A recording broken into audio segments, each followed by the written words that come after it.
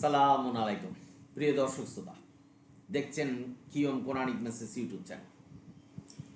দেশে প্রবাসে যে যেখানে আছেন আশা করি ভালো আছেন। বিসমিল্লাহির রহমানির রহিম, আলহামদুলিল্লাহ, সালামুন আলা ইবাদিহিল্লাযিনা আসতাফা। আজকের প্রসঙ্গ হলো জান্নাতের ওয়ারিস কারা। আল্লাহ এখানে কিন্তু কোরআনে সুস্পষ্ট বলে দিয়েছেন জান্নাতের ওয়ারিস কারা। আল্লাহ বলছেন উলাইকা হুমুল রিসওয়া, অর্থাৎ তারাই জান্নাতের ওয়ারিস। আল্লাহ এখানে বর্ণনা করেছেন সূরা মুমিনুন, যারা মুমিন তাদের জন্য আল্লাহ এই সূরা নাজিল করেছেন। সূরা মুমিনুন 1 থেকে 12 নম্বর আয়াতগুলি পড়বেন, আপনারা নিজেরাই বুঝতে পারবেন। তবু আল্লাহর কথাটা আপনাদের মনোযোগ পাওয়ার জন্য পুনরাবৃত্তি করছে।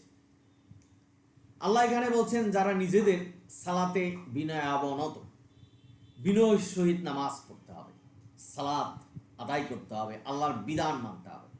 সালাত শব্দের অর্থ হলো জিকির, সালাত শব্দের অর্থ হলো মুনাজাত, সালাত শব্দের অর্থ হলো আল্লাহর বিধান অর্থাৎ কোরআন।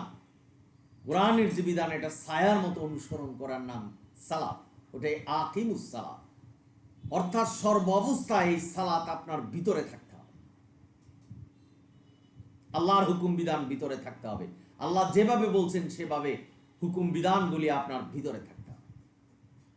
এটা হলো বিনয় অবনত, অর্থাৎ আল্লাহ যা বলছেন আমি কোনো হাদিসে যাব না, আমি কোনো মানুষের আনুগত্য করব না এবং পীর ফকিরের আনুগত্য করব না। কোরআন যা বলছেন সেই অনুসারে সালাত আদায় করব। এই কোরআন অনুসারে সালাত যারা আদায় করে তারা জান্নাতের ওয়ারিস হবে, আর যারা করবে না তারা জান্নাতের ওয়ারিস হতে পারবে না।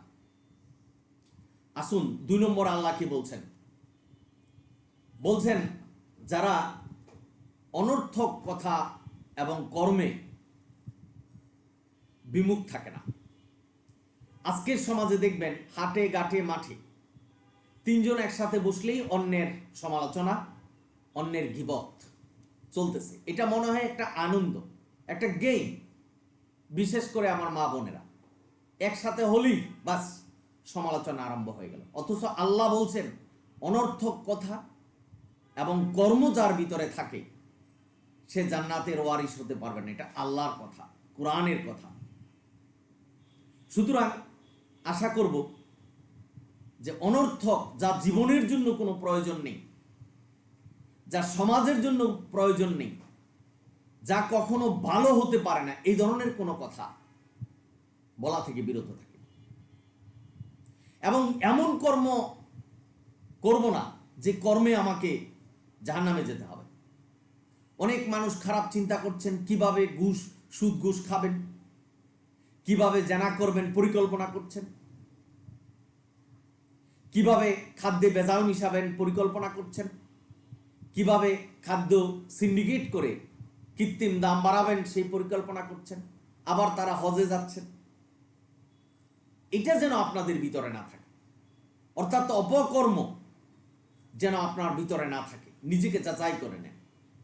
আল্লাহ এখানে সুস্পষ্ট বলছে যদি অনর্থক কথা বলেন আর কর্ম করেন আপনি জান্নাতের ওয়ারিস হতে পারবেন না। জান্নাতের ওয়ারিস মানে আপনি জান্নাতের অংশীদার।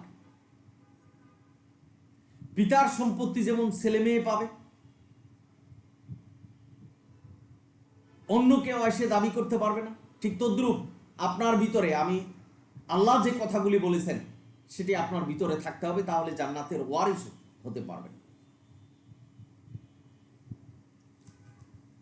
এবার আসুন যারা জাকাতের ক্ষেত্রে সক্রিয়, অর্থাৎ সর্বদা জাকাত আদায় করে। এখন জাকাত আদায় করে এই শব্দটা আমাদের প্রচলিত সমাজ। জাকাত শব্দের অর্থ হলো শুদ্ধ হওয়া, পবিত্র হওয়া।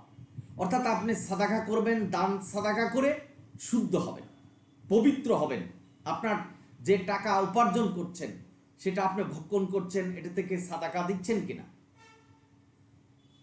সেই বিষয়টা আপনাকে জানতে হবে। আমাদের সমাজে আজকে বলছে 2.5% জাকাত দিতে হবে, টাকাটা 1 বছর ঘুরতে হবে। কোরআনে কোথাও নেই। আপনি কোরআনে চিরুনি অভিযান চালায় এই আয়াত খুঁজে পাবেন না যা 2.5% জাকাত দিতে হবে। অথচ কোরআন বলছে যে শুধু কোরআনকে মানতে হবে। 153 সূরা আনাম, ইউসুফ 40 নম্বর আয়াত, আরো অসংখ্য আয়াতে, এবং প্রতিটা আয়াতে আল্লাহ ইঙ্গিত দিচ্ছেন যে শুধু কোরআনই মানতে হবে। আমরা মানুষ বুঝতে পারি না, শয়তানের প্ররোচনায় বুঝতে পারিনি, পীর ফকির অনুসরণ করছে, হাদিস, মানুষের বানানো হাদিস অনুসরণ করছে, কোরআনকে পিছনে ফেলছি, বলছি যে কোরআনে সালাত নেই, হাদিসে যেতে হবে। এই কথাটা যার ভিতরে থাকে সে জান্নাতের ওয়ারিস হতে পারবে না।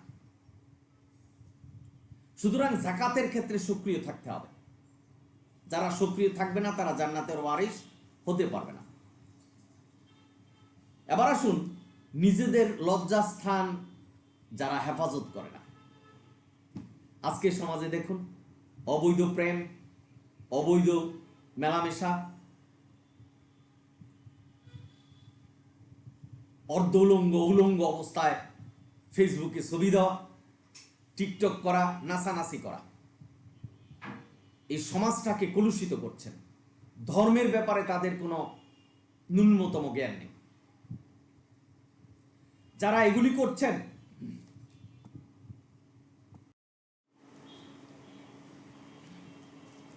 তাদের নিশ্চয়ই পিতামাতা আছে, গার্জিয়ান আছে। আশা করি তাদেরকে এই ব্যাপার থেকে মুক্ত থাকার জন্য অনুরোধ করবেন। সুতরাং লজ্জাস্থান যারা হেফাজত করে,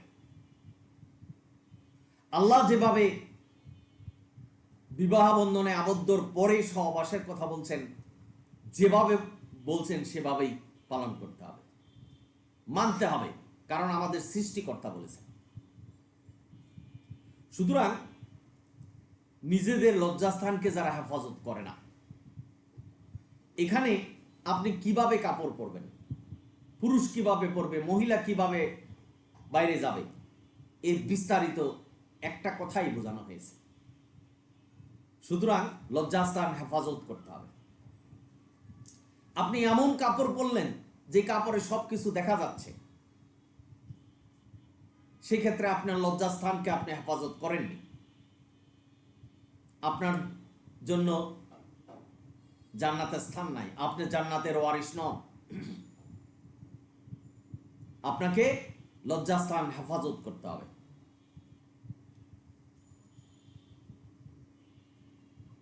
নিজেদের আমানত সমূহ ও অঙ্গীকারে সক্রিয় থাকতে হবে। আমি যা অঙ্গীকার করেছি তার মধ্যে থাকতে হবে, অঙ্গীকার পালন করতে হবে। আজকে সমাজে দেখেন, ইলেকশনের ব্যাপারটা আমি উদাহরণস্বরূপ বলছি, অঙ্গীকার করছেন যে ভোটে যদি আমি জিতে যাই তাহলে এই কাজ করব, কিন্তু তারপর আর খবর নেই। বিভিন্নভাবে মানুষ বিভিন্ন অঙ্গীকার করে কিন্তু ভঙ্গ করে ফেলে। আল্লাহ বলছেন তারা জান্নাতের ওয়ারিস নয়। এবং অনেকে আমানত রাখে, ওই আমানত ভুলে যায়, বলে যে আমানত আমার কাছে কিছু রাখা হয় নাই, ভুলে যায় বা তাকে ফেরত দেওয়া হয়নি, সে জান্নাতের ওয়ারিস নয়। সুতরাং আমানত এবং রক্ষা করতে হবে, অঙ্গীকার রক্ষা করতে হবে। আমাদের মধ্যে এটা যেমন একটা হাসি তামাশা হচ্ছে, অঙ্গীকারও রক্ষা করে না, আমানতও রক্ষা করে না। ভাই বোনেরা, আপনারা যারা শুনছেন, সুতরাং আপনাদের মনকে জাগ্রত করার জন্য আজকের ভিডিও, এবং নিজেদেরকে যাচাই করে নেন যে আপনি কি জান্নাতের ওয়ারিস কিনা। 6 নম্বরে আসলো নিজেদের সালাত সমূহের যারা হেফাজত করে। এখানে দেখেন সালাত সমূহের কথা বলা হয়েছে, অর্থাৎ আল্লাহর হুকুম বিধান শুধুমাত্র কোরআন ছায়ার মতো অনুসরণ করার নাম সালাত। সালাত শব্দের অর্থ জিকির, সালাত শব্দের অর্থ হলো মোনাজাত। তো সালাত সমূহ যারা হেফাজত করে না, আপনি নিজেদের মতো সালাত পড়ছেন, মসজিদে গিয়ে জামাতে সালাত পড়ছেন, কি বলছেন আল্লাহর কাছে, কিভাবে পড়ছেন, আপনি আমিন আমিন এবং আল্লাহু আকবার বলে সালাত পড়ে চলে আসলেন, এটাকে সালাত বলে না। আপনি মসজিদ থেকে বাহির হয়ে এই অসাধু ব্যবসা করছেন, মসজিদ থেকে বাহির হয়ে খাদ্যে ভেজাল মিশাচ্ছেন, মানুষের বানানো হুকুম বিধান মানছেন, আপনি কি সালাতের হেফাজত করছেন? অর্থাৎ আল্লাহ যেভাবে সালাত কায়েম করতে বলছেন সেটা করছেন? তার মানে আপনি জান্নাতের ওয়ারিস নন। অনেকে আবার আছেন যে আল্লাহ সব কিছু মাফ করে দিবে। আপনি পড়ছেন উল্টা পথে, আপনাকে নিজে হেঁটে এসে সঠিক পথে যেতে হবে। তা আপনি ভুল পথে আছেন, ভুল করছেন, তাহলে আপনাকে আল্লাহ ক্ষমা করে দেবেন? ভাই বোনেরা, আল্লাহ এখানে একটা সর্বশেষ সুযোগ রেখেছে যে তওবা। তওবা শব্দের অর্থ হলো ফিরে আসা। আপনাকে ফিরে আসতে হবে। আপনার যদি মনে হয় যে আপনি ভুল পথে আছেন, আমি কোরআনের সীমার বাইরে চলে গেছি, আপনাকে ফিরে আসতে হবে। আল্লাহর কাছে অঙ্গীকার করতে হবে যে আল্লাহ, আমি ভুল করেছি, এই কাজ আর আমি করব না। তাহলে কি হলো? আল্লাহ আপনাকে ক্ষমা করবেন। আল্লাহ অঙ্গীকার করছে যে তুমি যদি তাবাই নাসুহা, অর্থাৎ সক্রিয়ভাবে, জোরালোভাবে, কঠিনভাবে তওবা করতে পারো, আমি তোমার তওবা কবুল করব। তাহলে এই যে কথাগুলি বললাম 1 থেকে 6 নম্বর পর্যন্ত, আল্লাহ যে বলছেন উলাইকা হাউমুল রিসুনা, অর্থাৎ তারাই জান্নাতের ওয়ারিস। সেই কর্মকাণ্ডগুলি, সেই ইবাদত আপনার ভিতরে আছে কিনা এটা যাচাই করে নেবেন। আজকের ভিডিও তাদের জন্যই যারা ভুল পথে আছেন। আল্লাহ যে বলছেন ইন্না হাযাল কোরআন, কোরআনই সত্য পথ, আপনি কি সত্য পথে আছেন কিনা এটা যাচাই করুন। আর জান্নাতের ওয়ারিস যদি না হতে পারেন, তাহলে তো জান্নাতের মালিক আপনি নন। তো জান্নাতের মালিক যদি না হয়, স্বভাবত কারণে আপনি জাহান্নাম। অঙ্গীকার ভঙ্গ করা, খাদ্যে ভেজাল মিশানো, এগুলি মনে হচ্ছে এখন একটা ব্যবসায় পরিণত হয়েছে।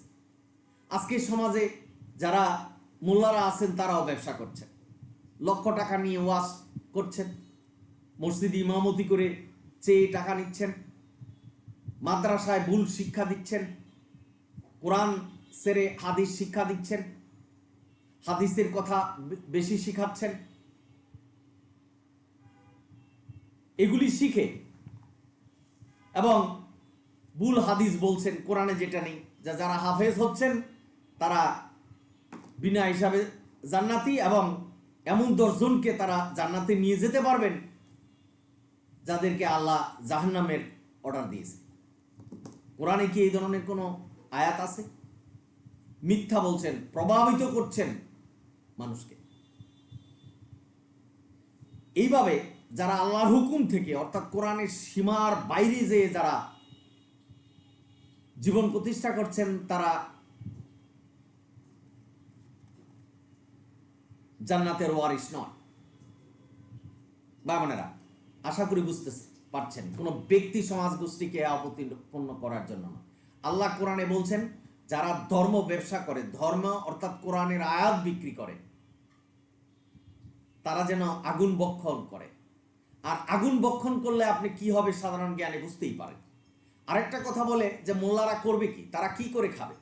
সাধারণ মানুষ যা করছে তাই করবে, ব্যবসা করবে, যার যার যোগ্যতা অনুসারে চাকরি করবে। সালামুন আলা মুহাম্মদ মেষ চড়াতেন, গরু চড়াতেন, তিনিও তার নিজের কর্ম করে নিজে আহার করতেন। আল্লাহ তাকে কোটিপতি বানাতে পারতেন, সারা পৃথিবীর রাজা বানাতে পারতেন, ধনী মানে অর্থ সম্পদের দিক থেকে। আর উনি কিন্তু সবার উপরে মহামানব। এই পৃথিবীতে যত মানুষ আছে সকলের শ্রেষ্ঠ মানব হলো নবী রাসূলগণ। সুতরাং আশা করি বুঝতে পেরেছেন যা কোন কাজ করলে আপনি জান্নাতের ওয়ারিস হবেন। এটা হলো সূরা মুমিনুনের 1 থেকে 12 নম্বর আয়াত। আপনারা একটু পড়ে নেবেন। আমি কোরআনের কথা বলি, কোরআনে যা বলছি সেটাই আপনাদের কাছে প্রচার করি। আল্লাহ যদি হেদায়েত দান করে আপনারা সেটাকে গ্রহণ করতে পারবেন, আল্লাহ যদি হেদায়েত দান না করে পারবেন না। যাদেরকে আল্লাহ সুম্মুম বুকমুন করে রেখেছেন তারা কোরআনের কথা শুনতেও পারবেন না, ভালোও লাগবে না। আপনারা সকলেই ভালো থাকুন, সুন্দর থাকুন। যদি ভিডিও ভালো লাগে সাবস্ক্রাইব এবং শেয়ার করবেন। অনিল হামদুলিল্লাহ রাব্বিল আলামিন। আমি আবার আপনাদের সালাম জানাচ্ছি। সালামুন আলাইকুম।